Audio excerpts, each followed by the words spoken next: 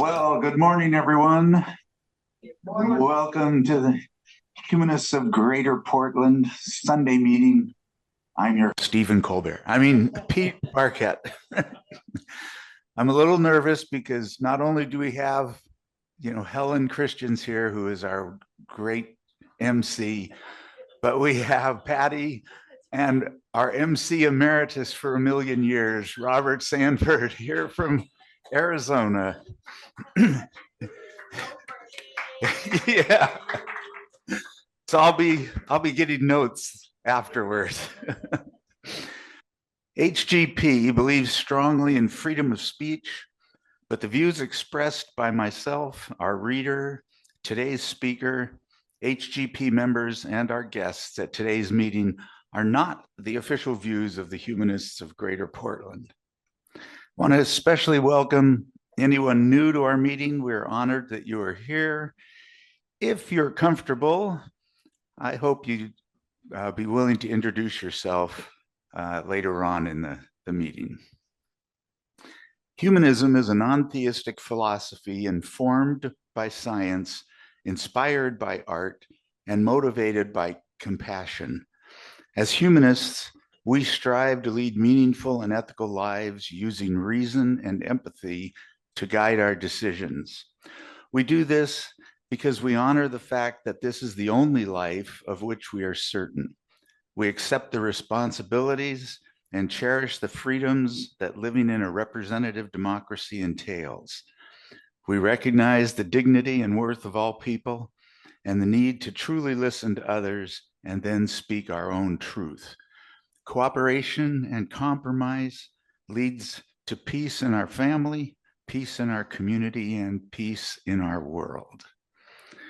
Today, our reader is our president, and she's with us on Zoom, Ann Henderson. Thanks, Pete. I really appreciate your giving us a little bit more of what humanism is. That's a good thing. Anyway, I'm doing a reading. It's a poem by Margaret Walker, For My People. I'm so sorry. I'm doing it. It is supposed to be performed by a Black woman, so I'm not. Anyway, so For My People. It's really good. For my people everywhere, singing their slave songs repeatedly, their dirges and their ditties and their blues and jubilees, praying their prayers nightly to an unknown God, bending their knees humbly to an unseen power. For my people lending their strength to the years, to the gone years and the now years and the maybe years, washing, ironing, cooking, scrubbing, sewing, mending, hoeing, plowing, digging, planting, pruning, patching, dragging along, never gaining, never reaping, never knowing, and never understanding. For my playmates in the yard and dust and sand of Alabama backyards, playing, baptizing, and preaching, and doctor and jailer and soldier and school and mama and cooking and playhouse and concert and store and hair and Miss Chumby and company. For the cramped, bewildered years we went to school to learn to know the reasons why and the answers to and the people who and the places where and the days when, in memory of the bitter hours when we discovered we were Black and poor and small and different and nobody. Sorry. And nobody cared and nobody wondered and nobody understood. For the boys and girls who grew in spite of these things, to be man and woman, to laugh and dance and sing and play and drink their wine and religion and success, to marry their playmates and bear children and then die of consumption and anemia and lynching. For my people thronging 47th Street and Lenox Avenue in New York and Rampart Street in New Orleans, lost, disinherited, dispossessed, and happy people filling the cabarets and taverns and other people's pockets and needing bread and shoes and milk and land and money and something all our own.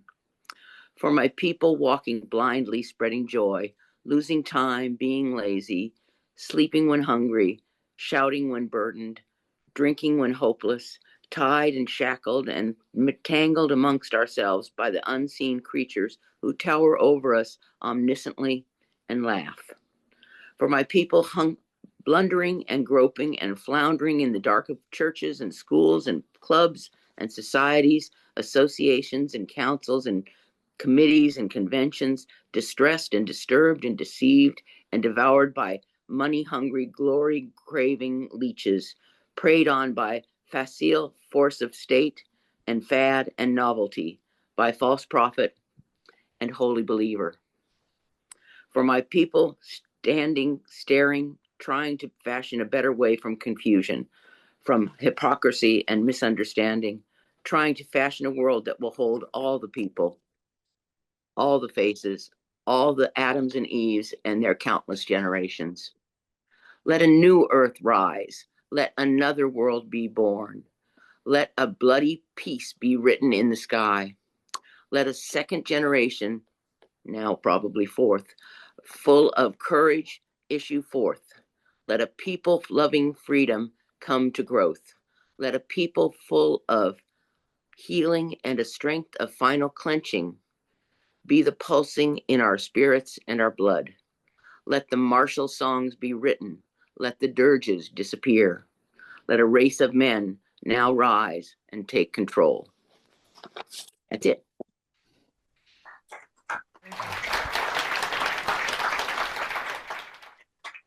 Thank you, Anne.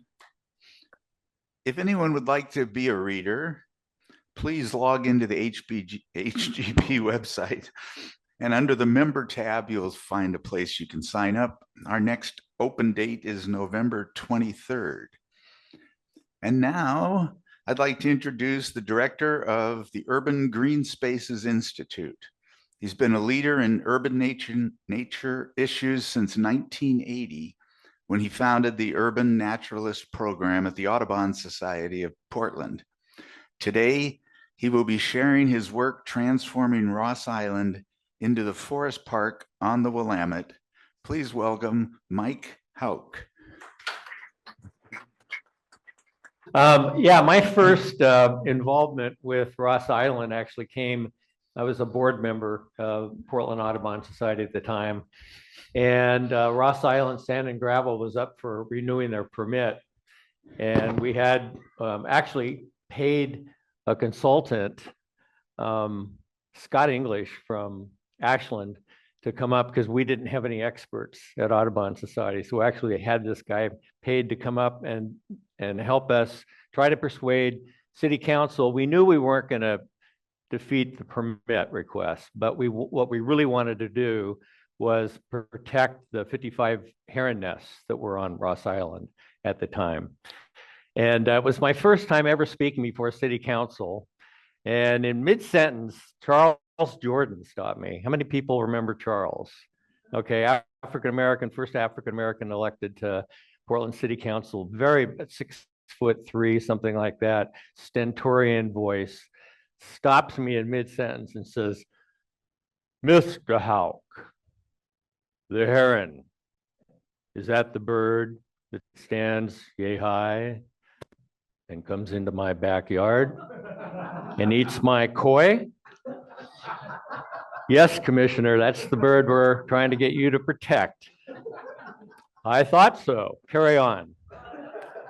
The other most memorable part of that hearing was Mildred Schwab. How many people remember Mildred? Inveterate smoker. Okay, this is city council. The room is full of smoke from her cigarettes. And Bob Pamplin Sr. and Jr. were sitting in the audience. Mildred gets up, walks out into the audience, sits down between Senior and Junior, puts her arm around Senior. She's going to vote on his permit in about 10 minutes. Puts her arm around the guy whose permit she's going to vote on. Meanwhile, our expert is testifying and she starts laughing out loud. And we're sitting there going, this is the quintessential smoke-filled room. Only everybody can see what's going on. At any rate, the bottom line was they did, in fact, including Charles Jordan, vote to require a 350-foot buffer around that heron colony, which fortunately or unfortunately, probably a decade or two later, I don't remember the exact time, bald eagles moved in and the herons all left Ross Island. In fact, there aren't any herons on Ross Island anymore. They may come back. So we being Audubon Society, Urban Greenspaces Institute, more recently, the Willamette Riverkeeper and others have been working to ensure that Ross Island makes good on their commitment by regulation to do restoration of, they actually dug down, created the lagoon 130 feet deep. Well, we can look around and say Portland, it basically came out of Ross Island, really, with all the concrete and so forth. So what I'd like to do is go through a little history behind Ross Island and then end with some suggestions on what we'd like to see. So actually, Ross Island, we call it the Ross Island Archipelago, is 4 islands. It's Ross Island, Hardtack Island, Toe Island, and East Island. I can't use my laser pointer. There's East Island, Hardtack Island, Ross Island, and Toes off to the left.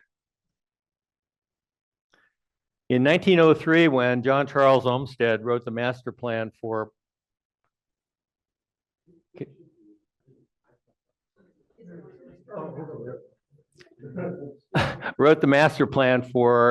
Portland's park system, he recommended that Ross Island be a park, and you can read what he said at the time. The interesting thing was, and a lot of people, I think, lost track of the fact that he advocated in 1903, yes, we need playgrounds, we need neighborhood parks, but we also need natural areas for people to have access to nature. And in fact, in 1848, let's see, Sherry Ross bought the islands, or had a donation land claim, and that was Ross Island, Hardtack Island, and you see how large Toe Island was compared to today, and we'll get to that later. First, I'd like to say, when I started at Audubon Society, actually I was on the board, Oregon Department of Fish and Wildlife came to us and said, we really do not see a role for us in the urban environment. Basically, Oregon Department of Fish and Wildlife at that time was a hook and bullet organization. In other words, you can hunt, you can fish, but the idea of protecting nature in the city really was an oxymoron. And said, we'll give you $5,000 from a non-game program if you, Audubon Society of Portland, will take on nature in the Portland metropolitan region. I had just finished teaching at Oregon Episcopal School for a couple of years after I left OMSI, and I didn't have a job at the time. In fact, I was cutting cereal for wood stoves with Al. And I said, sure, I'll do that. So I just took the title Urban Naturalist, and it was interesting. For the first couple of years, people thought I was a nudist. No, I'm not. At any rate, the Nature Conservancy and others mapped Oregon, Idaho, and Washington to determine where all the biodiversity, the diversity of plants and animals was. And they did it, unfortunately, at a scale that if you look at Portland, let's see, Portland, they just said was urban, meaning there was nothing there. Well, fortunately, I had a friend at U.S. Fish and Wildlife Service who remapped using the same methodology, but at a much finer scale. And you can see a lot of biodiversity inside the urban growth boundary when having mapped at that scale. More recently, Oregon State University and Metro and a bunch of other folks got together, and with new color infrared and high resolution aerial photography could map to actually if you look at the scale, this is the 3,000 square mile metropolitan region, including Southwest Washington. You can look at a large scale or down to the neighborhood scale and actually see individual trees. So we now have the ability to really hone in on where the biodiversity is in the region. And as I said before, you can see East Island, hardtack, where the processing plant was, and there's little Toe Island off to the left. And in fact, incredibly diverse habitat. I'm not going to go through all of these. There's a great quote here, though. Sherry Ross homesteaded Ross Island. He actually used it for grazing, but he also ran a distillery, which turned out Blue Ruin whiskey, a fluid of high voltage. In 1890, Ross Island was known as an enclave of proto-beatnik houseboat dwellers, where liberated ladies played ukuleles for gentlemen who recited poetry. Again, I'm not going to go through all the history. In 1912, Olmsted's protege, Emmanuel Miche, put together his vision for what should happen eventually with Ross Island. You notice there's a large playground and tennis courts, and I think croquet courts. He definitely viewed it as an area for, active recreation. That did not come to pass. At that time, between 1911 and 1924, there actually was a huge, I'd call it a natatorium, a swim center off the downstream tip of Ross Island, and a dance hall. Dances of Delight.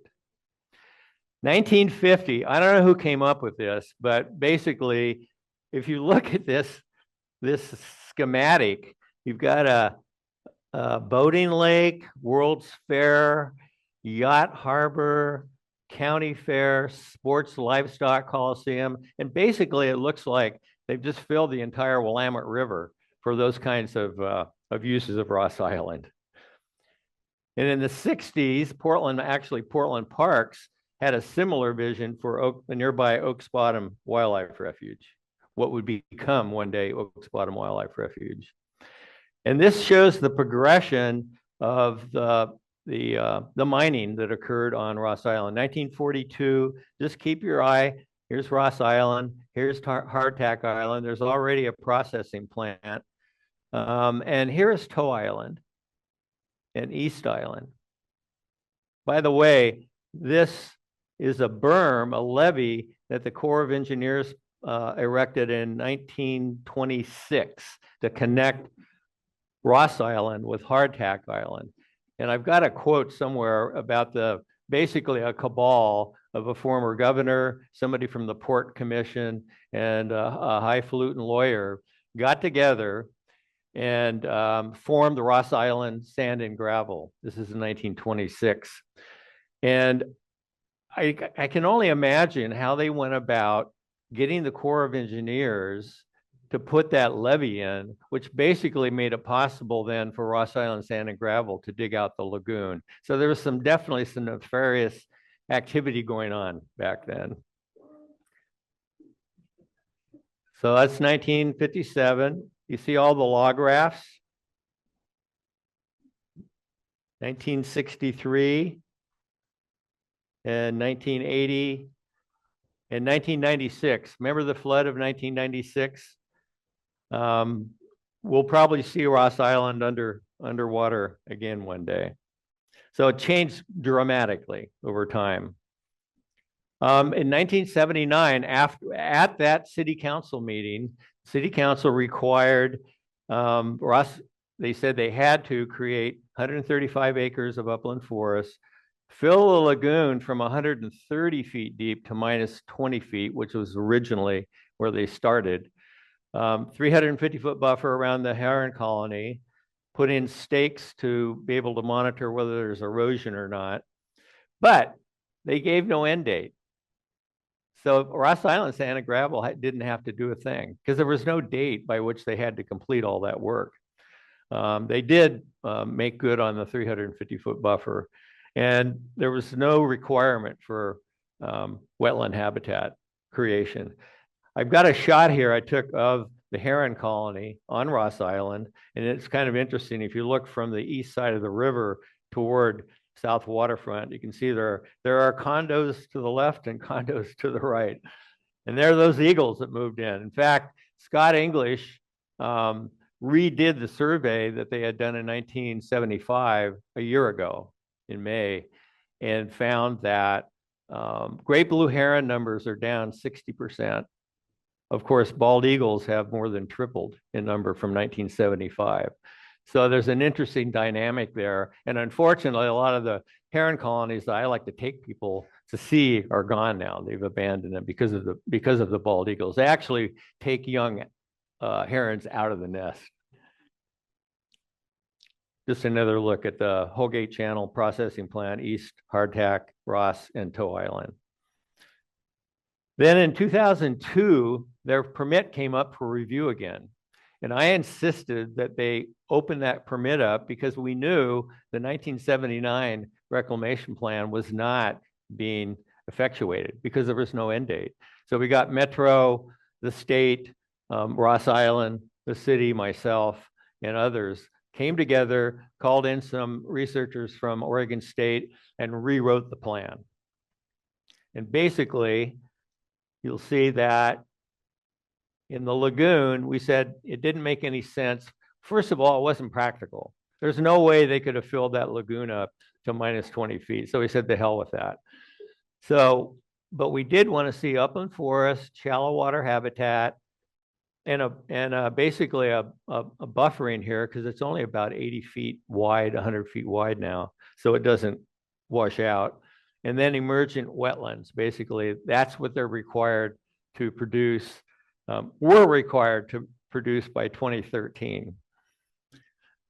That plan would call for, I don't remember, there was a landscape architect who did the calculation. They would have to basically bring in enough fill to fill up 50 big pink buildings, to give you an idea of scope of it.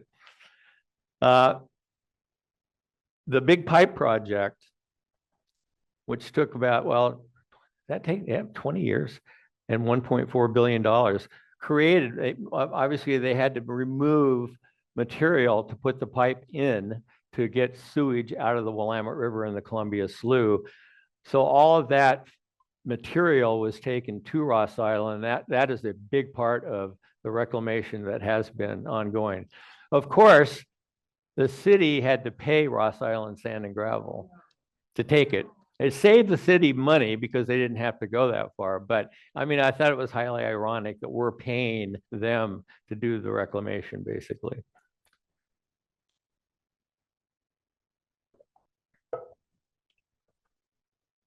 I knew a few folks at the Oregonian and got a bunch of people who were involved in the editorial board at the Oregonian and took them out in kayaks and went around Ross Island.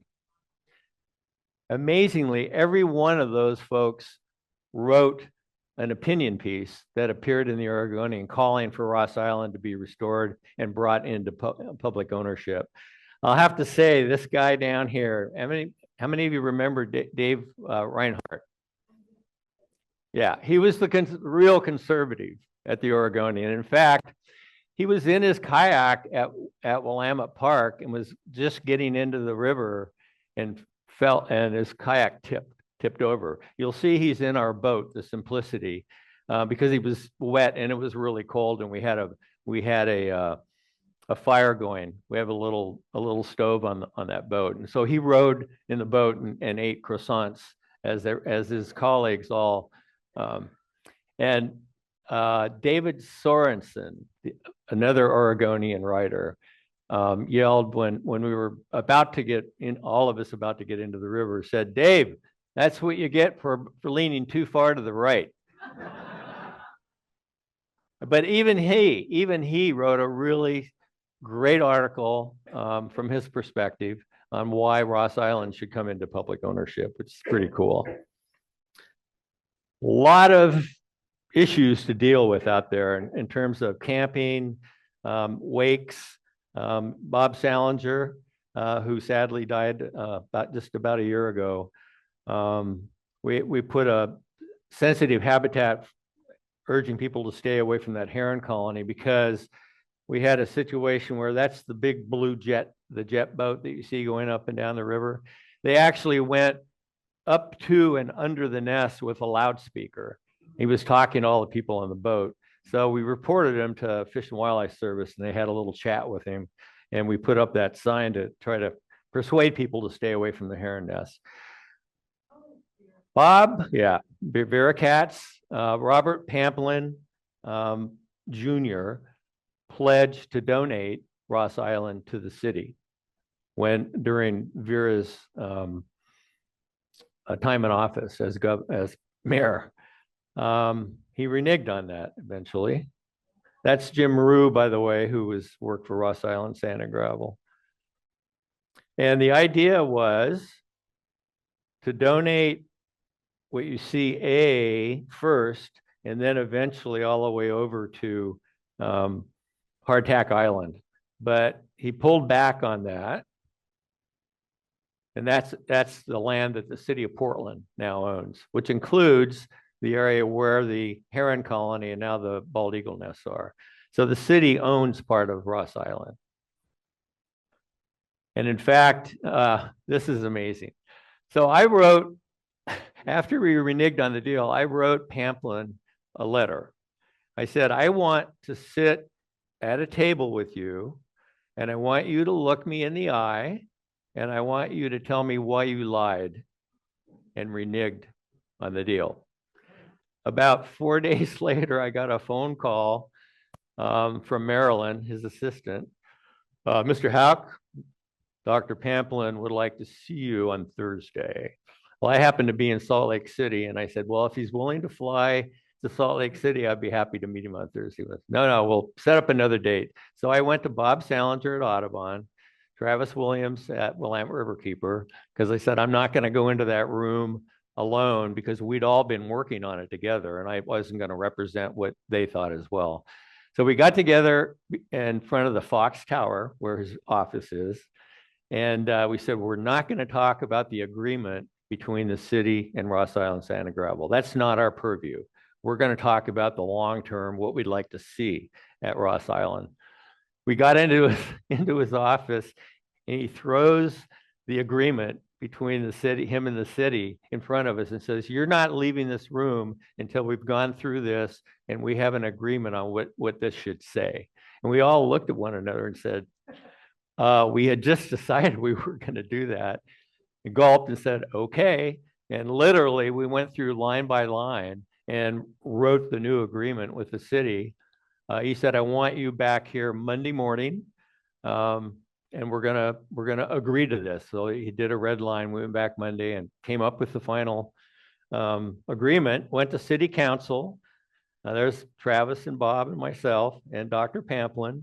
He actually, at the dedication where the city accepted the donation, gave us a rock.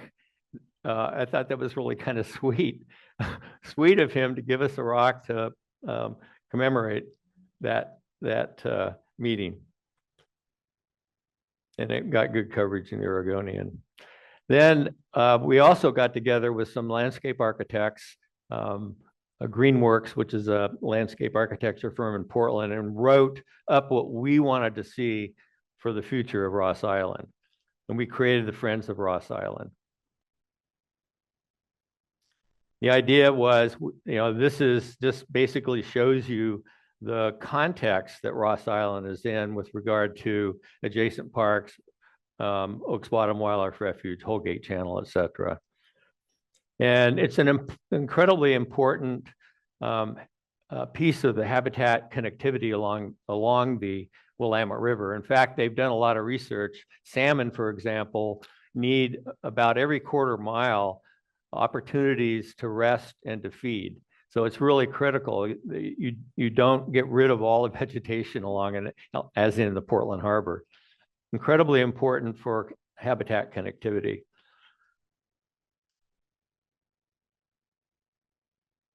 These are the principles we came up with. You can read them. I don't have to read through them all. But basically, we just laid out what we felt should guide the city of Portland and or whoever else may eventually own Ross Island in terms of the reclamation and the uses of Ross Island in the future. And as I've mentioned, the processing plant a couple times.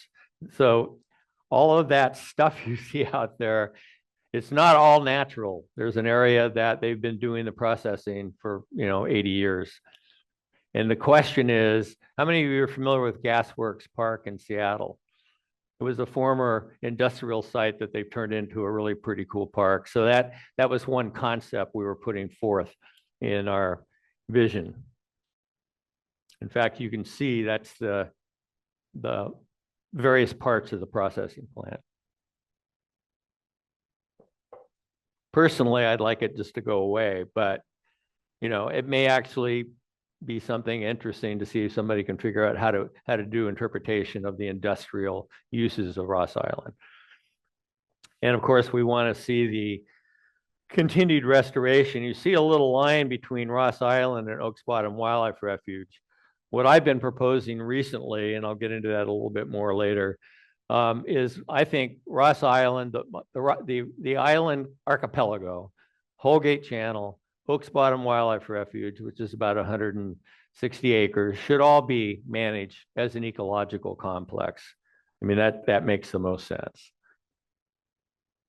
And we've been at this forever. We spent about 5 years lobbying the State Marine Board to put a no-wake zone in the Holgate Channel and Ross Island Lagoon. We actually eventually managed to get the slow no-wake zone from the Oregon Yacht Club. There are houseboats there. That's East Island, all the way to the tip of Ross Island and the Ross Island Lagoon. So it doesn't mean that motorized craft cannot go in there, but they have to do it at a speed that does not create a wake, basically, which has been a huge accomplishment. If you go out in a canoe or kayak out there, you really are hard pressed to imagine that you're in the heart of the city of Portland.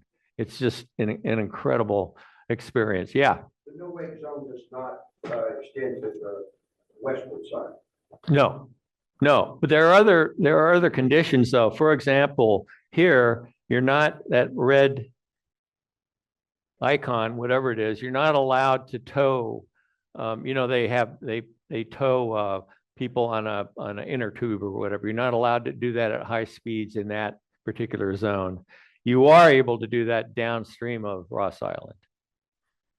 That was a major accomplishment. I will tell you, the one hearing I went to, I got up and gave my testimony, sat down, and there were all these guys, mostly guys, with their Suzuki, Honda, whatever, Yamaha windbreakers. I sat down and 2 guys behind me actually hit me in the head. Yeah, it was very tense. You've all read, I'm sure, about the algal blooms. They are bad for people, they're bad for dogs, but they're also bad for wildlife. And in fact, in 2015, I think it was the first major heat dome we had here. If you went up and down the Willamette River, you saw a lot of turkey vultures feeding on dead salmon that had gone belly up. Well, the increased temperature with climate change is one of the major factors behind these algal blooms. The water's just, it heats up enough that they really take off. And also when the river gets that warm, there's not enough oxygen for the fish. So it's a big issue we have to deal with. I can't remember the year. I think it was 2015. You see these orange little squiggles here? The Port of Portland brought contaminated material in and deposited it there. It's covered by a a cap. But one of the concerns we have a proposal from the Human Access Project, which is doing great work to get people into the river, but they've also been advocating for getting rid of that berm. Well, you can imagine you reach the berm, the river starts flowing through right over those contaminated cells. That's a major concern we've got. How am I doing on time? So Human Access Project, the City Club of Portland, I don't know if any of you have been contacted or aware, they came to Bob Salinger and myself and asked if we thought City Club should do a research project on Ross Island and come up with a recommendation. And the reason I came up with the phrase Ross Island Forest Park on the Willamette River was the reason we have Forest Park really is that the City Club did a study back in 1950, I think it was, and came up with a recommendation that it become a city park. So I was hoping that City Club might come up with a similar recommendation for Ross Island. I have no idea what they're going to say come the new year. Sometimes I think you want to be careful what you wish for, because they may not come up with a recommendation that I want to see. So there is a proposal now by Oregon State University and Human Access Project to breach or to create a flushing channel. They looked at, and people have asked, did they look at other possible ways of dealing with the algal blooms? And these are some of the things they modeled. There's a Desiree Toulos is an engineering professor at OSU. They looked at all these options as well as a flushing channel and came up with a conclusion. They think that a flushing channel is the way to go. Is that flushing channel on the east or the west side? Okay, there's Hardtack Island, there's Ross Island, East Island. Be right through here somewhere. That's what's on the table at this time.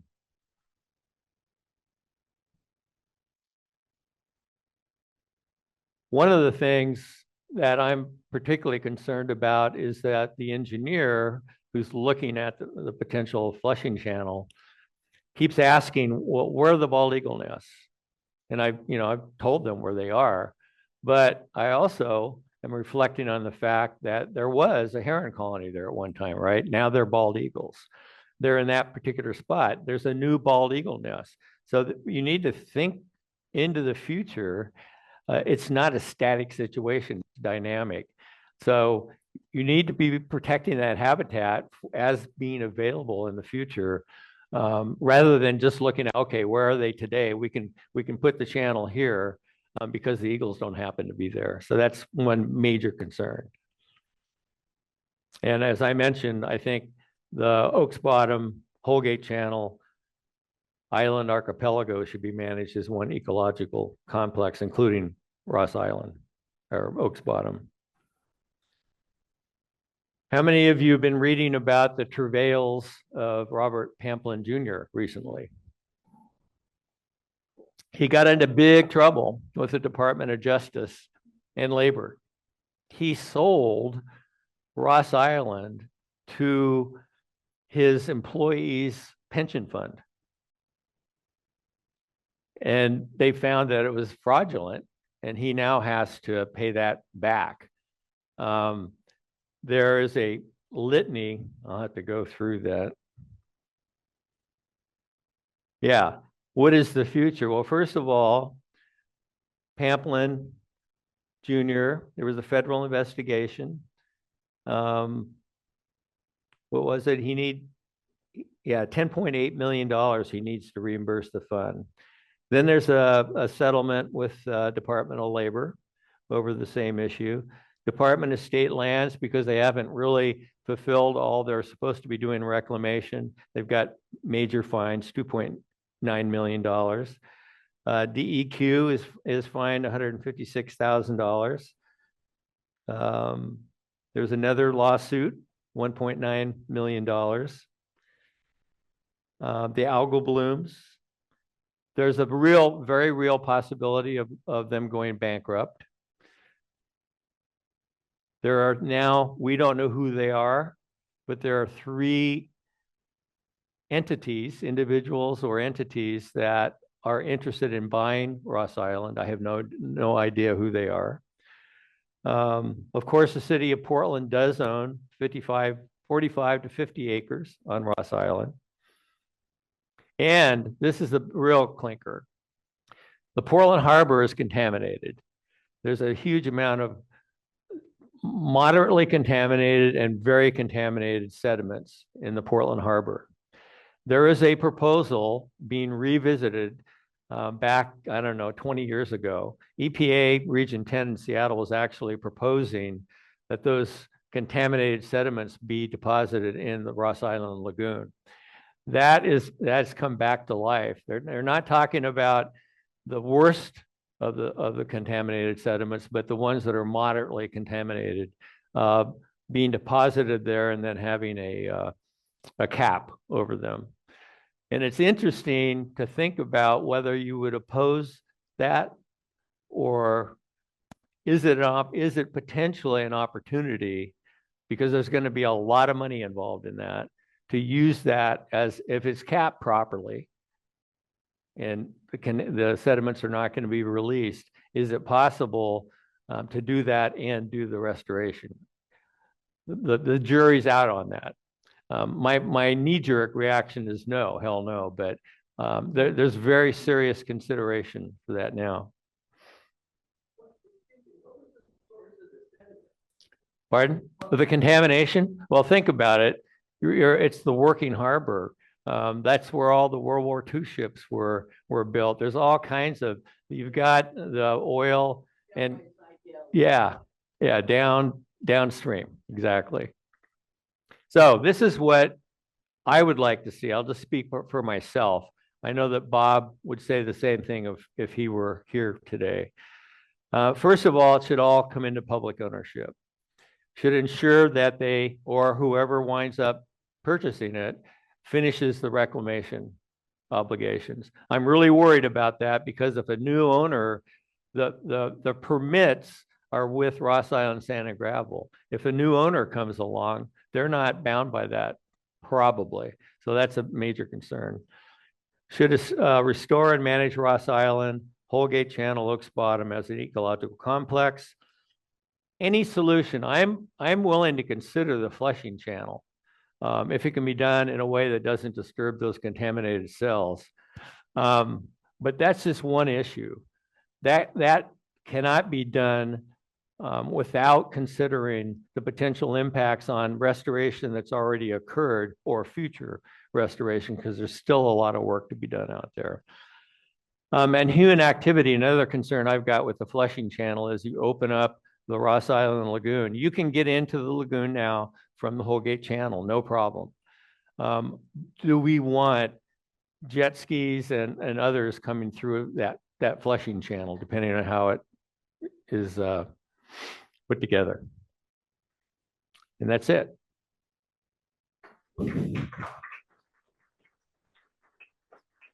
So, questions, rebuttals? Okay. Well, thank you very much. We I can't see. Okay. I think most everybody knows the procedure for questions here at Friendly House. You raise your hand and Jeff will run around and give you a number. And on Zoom, put a note in the chat. And if I know what I'm doing here, I'll find it. So let's go to question 1 here, Friendly House. I really appreciate the comprehensiveness of your report. Before I ask my questions, if I can remember them, I want to divulge that I went to grade school and high school with Bob Pamplin Jr. And the first question I have is, when you looked him in the eye and asked him why he lied, what was his response? That's question 1. Question So I do them separately or? So I'll take that one on first. Okay. Actually, what happened was we agreed we would go through the plan with him. But then he said, before we start, I've been maligned by the media. And I said, and in fact, Bob Salinger and I had talked to Steve Dean, who's a columnist for the Oregonian. And we literally had a conversation about good cop, bad cop. And Dean wrote a column, the title of which all that's missing is the parrot. And he referred to Pamplin as a pirate. And it was a, you know, and you know, we all know that Dr. Pamplin really does care about his image. I don't know if you're aware that he used to challenge the students at Lewis and Clark to push-up contests, things like that. An interesting guy. And so I said, well, if you're talking about Steve Dean's column, I thought it was right on. I thought he said exactly what we feel. He said you should have your your brain should be taken out and you need to do something with your brain. And I said, okay, whatever. Then he turned to Bob. This is incredible. He turned to Bob and said, and you went to law school at Lewis and Clark. You should know that your quote in the Oregonian, which was, he's a liar and a cheat, I could sue you for libel. And Bob just smiled and, you know, and then, yeah, he said he was a liar and a cheat. I can't remember what all. And Pamplin then said to Bob, what I bet you meant to say is I'd be remembered as a liar and a cheat. And Bob, I'm looking at Bob and like, this is over. We're out of here. I looked at Bob and he turned to Pamplin and he said, I can live with that. And we just proceeded then. As long as he was just going to maybe be remembered that way, as opposed to Bob saying it literally was. It was amazing. There were several times during that conversation that I thought the meeting was over. Yeah, but he threw and he put everything that we asked for in the agreement, and then donated a little over 45 acres. One weird thing, though, is he kept 50 feet on the outside of the island in their ownership. So now you go out there, you see there are signs the city has put in because we said no public access other than public that gets together with Portland Parks to do restoration projects. So there's a sign there from Portland Parks, and there's another sign, Ross Island, Santa Gravel, no trespassing. So they're facing each other because he kept that outside 50 feet. Okay, that's one. These two go together. When the big pipe was dug and that material was transferred, some of it to Ross Island, yeah, wasn't it contaminated? That's part of the question. And the second is, has Pamplin followed through on the cleaning up that he was supposed to of the contamination from his work on the island? There's still a fair amount of contamination out there that DEQ is aware of. Regarding the material that came from the big pipe, I'm assuming that it was clean, mostly clean material. Yeah. Okay, question number 2. Ross Island Sand and Gravel still operating? Is it still doing anything on the island in terms of producing anything? I should have mentioned in one of the dates in 1999, salmon listed as endangered under Endangered Species Act. And what that resulted in is they could only operate in the river during certain windows of time. And it got to be so constrained that they stopped excavating on Ross Island and moved into the gorge. They went into the Columbia Gorge and found an upland area where they then took the material and barged it to Ross Island, to Hardtack Island, and processed it there. But right now, they're not. The only activity that they should be doing right now is deposition of material. And that's another major flaw in the regulatory arrangements they had, because there was no requirement for them to go purchase material to complete the restoration. They could just sit there and wait for people to come to them and pay them to take it. Okay, question 3. So two related questions. What is it Ross Island or Urban Islands, or are they closed to the public? No. Well, there is no public to the city-owned portion of Ross Island, other than, as I said, together with the ecologists at the Portland Parks and Recreation and volunteering to go out and do some restoration work. Obviously, the public owns land up to ordinary high water. So when the river's low enough, you can go out there and land your boat or take your kayak out or whatever. The rest of it, of course, is private property. It's the Ross Island Sand and Gravel, and that's up to them. That's another thing that I think in 1926, when the cabal got together, however this came about, I have a good friend of mine just became director of the Department of State Lands, Caitlin Lovell. She worked for the city. She's now the director of state land. So I'm hoping we'll get a little more information from them. But the state ceded the river to Ross Island Sand and Gravel in 1926. The reason you see all those boats out there, what I call trash boats or transient boats, they're supposed to be transient, but a lot of them have been there for years. They're all moored, anchored right off the west side of actually near that berm, and then in Holgate Channel.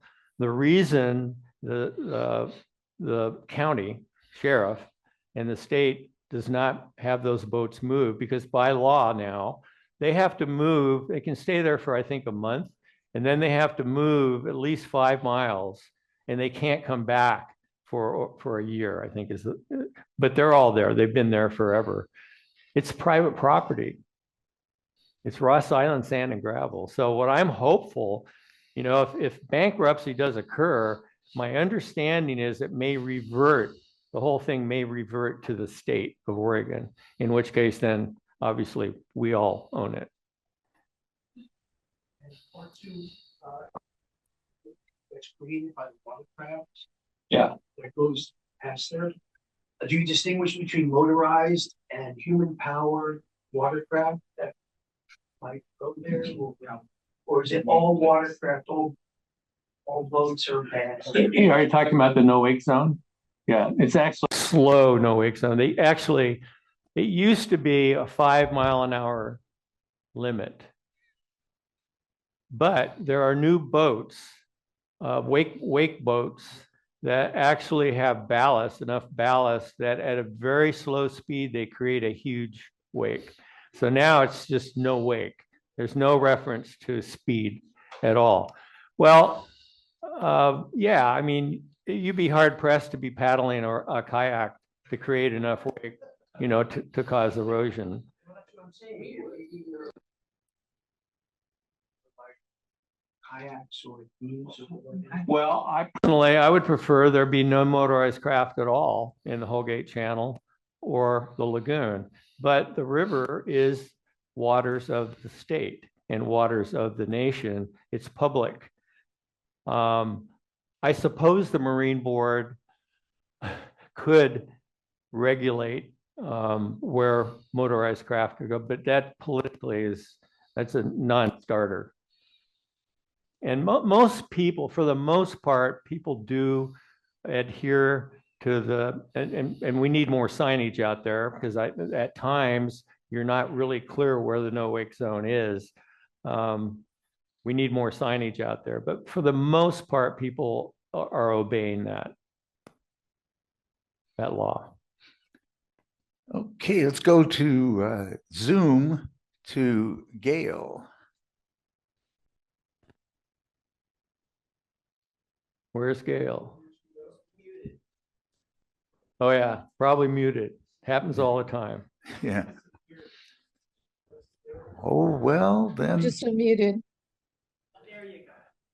And here's my picture. Hi.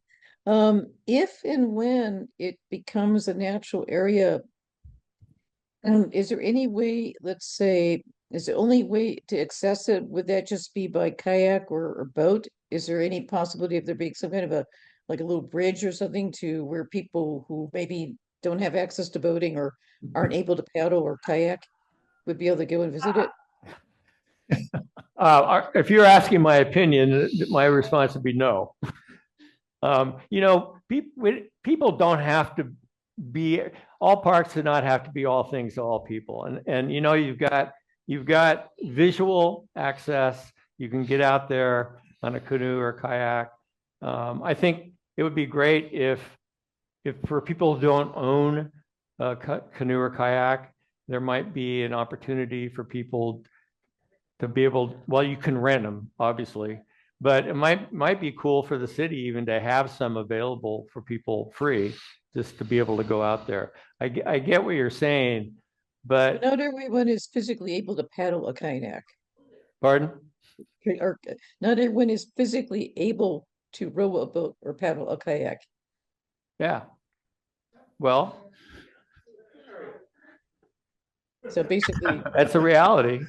You know, I said, are you on the city club committee by any chance? me? No, I'm not. I'm Yeah. in Oregon City. Well, I'm no, not even in Portland. Yeah, I'm I'm not asking. even in Portland. I'm asking because when I was interviewed by the city club committee, access was the topic. That was the only thing they wanted to talk about is can you put trails out there? Can you take kids from OMSI out there and walk on the trails? First of all, if you look at the amount of land that's out there, it can't sustain.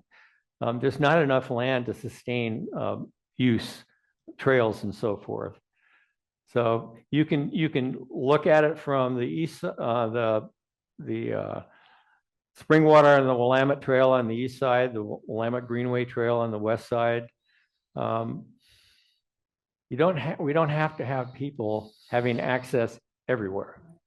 There are some areas that should be for the critters. Yeah, absolutely. Why there are areas where people don't go. Yeah, exactly. Okay, question 4. Sorry. Yes, I loved your presentation. Thank you so much for the historical account. And I was going to ask, seeing your vision, which I so appreciated, of moving Ross Island into public ownership, and then ideally creating this Oaks Bottom Wildlife Complex. I'm curious what the steps are towards that complex, and also if you could speak on what everyday people could do to help. Well, Oaks Bottom is an example. I got involved with Oaks Bottom as a graduate student at Portland State University in the biology department. Al Miller came and recruited a bunch of us teaching assistants to Audubon to start writing letters. I'd never been to Oaks Bottom, but I trusted Al and his judgment. So I'm writing letters to the city council. We didn't get anywhere. And in fact, another friend of mine, Jimbo Beckman, I don't know how many people in the room may know Jimbo. He's a character in Northwest Portland. I got Oregon Department of Fish and Wildlife gave me 40 big yellow signs that said wildlife refuge on them, because city parks refused to recognize it as a nature site. And hammer, nails, a ladder. I cut off Oregon Department of Fish and Wildlife so they wouldn't be implicated. And we put all 40 of those signs up around Oaks Bottom. And the Oregonian ran a story a few weeks later about an unrelated issue, but they referred to Oaks Bottom Wildlife Refuge. And it started actually coming into kind of the common vernacular. But in 1988, I went to East Multnomah Soil and Water Conservation District, and they have ecologists on staff that we worked with them to write an Oaks Bottom Wildlife Refuge natural resource management plan. 1988. City Council adopted that, and the Park Bureau accepted it. So as of 1988, then they started managing it officially as the city's first official urban wildlife refuge. I've gone back to the current director of East Limassol Water Conservation District, and they're interested in working with us and others to put together a management plan for that ecological complex. I have no idea when that will occur, but it's definitely in play. And that would be an official document. And it's not just because Mike Houck said so. It's because a bunch of experts got together and figured out, okay, how do we deal with the algal blooms? How do we deal with ensuring that we've got the wetland habitat that is in the reclamation plan? How do we go about doing that and managing it over time? By the way, one of the other recommendations we came up with in envisioning Ross Island was the concept of having maybe a couple of those barges anchored out there where people could come up in their kayak or canoe or their boat and have a picnic or whatever, so they can see what's going on out there without actually setting foot on the island. We got a related question here on Zoom from Kurt. Could the state declare the islands a nature preserve? Well, I would certainly hope that's what would occur if it wound up in state hands. Okay, question 5. Yes. You mentioned that the eagles took over. Is that because of the decrease in DDT in the environment that they were able to come back? Absolutely. That's why from 75 to 2025, the herons went down and the eagles came up. And I'm speculating. I have no idea, but my speculation is that they may be now in an equilibrium that is similar to pre-settlement, before we showed up on the scene and put all the DDT out there. Because you're right, the eagles came back. There's no question. The bald eagles and the peregrine falcons both have come back by virtue of the DDT being banned. So yeah, it's just a different dynamic. So it's not a bad thing. It just is. Okay, we got a few more, and I think we have enough time. Question number 6. Before you ask, I'll go back to the individual who asked about access. Another good example regionally to address that issue is, how many of you have been to Elk Rock Island? Okay, the city used to own it. The city then turned it over to the city of Milwaukee. If you've been out there, you know you cannot go to Elk Rock Island. You cannot walk onto the island during high water, but you can during low water, right? That's part of the magic of Elk Rock Island. Sometimes you can get there, the river's down, and other times you can't. And that's kind of part of the mystique of the place.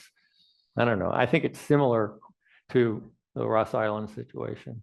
So, question. Yeah. Thank you. First of all, it's a wonderful presentation. I'm just curious, before the Bonneville Dam was up, what was Ross Island like? If I know I'm curious. And also, were the natives of this area using Ross Island? Well, definitely, there's no question that indigenous peoples used the Willamette River in that vicinity. Whether they used Ross Island itself, I don't know. I know Oaks Bottom, for example, 160-acre wetland in the floodplain had a lot of Wapato, and we know. Well, Sauvie Island was known as Wapato Island at one point, right? So definitely it was a resource to indigenous peoples. Regarding what the island looked like before the dams went in, the 1852 map I showed at the beginning showed the islands. Yeah, they were substantial. But, during spring freshets, they could have easily been underwater. Yeah. And will be again at some point. In fact, I've been Some people have told me, how, why are you so worried about Ross Island? With climate change and increased precipitation, you know, we're going to have both drought, too much and too little water. It may be underwater most of the year anyway. So what's your problem? Give it up. Question number. Yes, so thank you very much.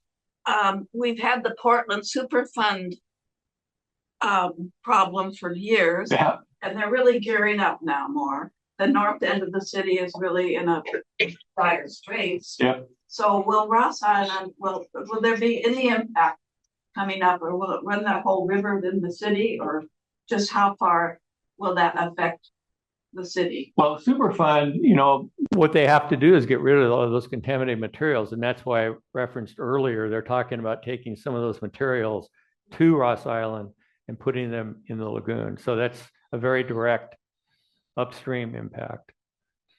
If it were to occur, I don't know. That will be an interesting conversation for us to have. So yeah, actually, I want to thank you. I want to thank Beth for putting me on the spot here, because I was actually working on this. You could probably tell, some of you, at 7 o'clock this morning.